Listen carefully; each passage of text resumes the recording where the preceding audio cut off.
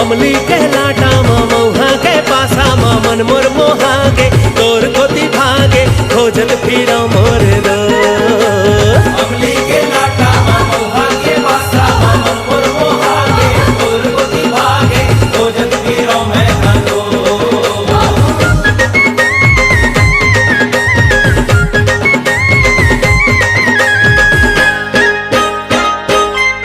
दिल के पिंजरा में मोर मैना सुध बुध भोला गे गवाग मोर चैना।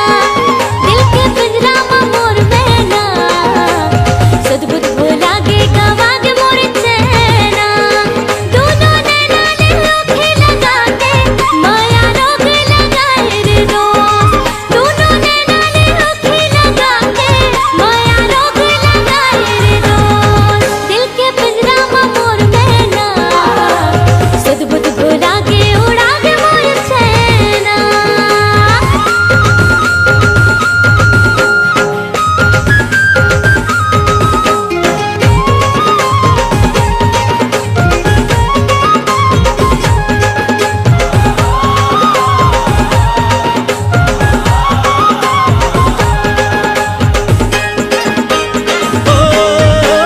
तिउरा चना ते पिसाल जाता बोला ते हाँ बना ले अपन बिहाता लगिन घराने रे दोस्त। छानीला छाए गढ़ार करके मोला गामा डारे करार करके घर के दुआरे में आँखें लगाए मोला बिन माए नैना लड़ाए रे दोस्त। घर के दुआरी में आँखें लगाए बोला बिन माए नैना लड़ाए रे दो।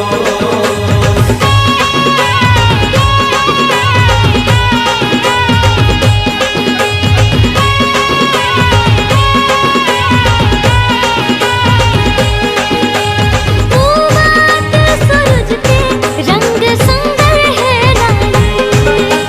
पूवात सूरज के रंग सुंदर है रानी।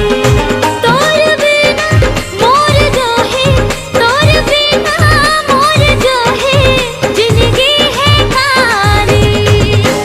हाय तुमरा वाला तेरी दिलवाली।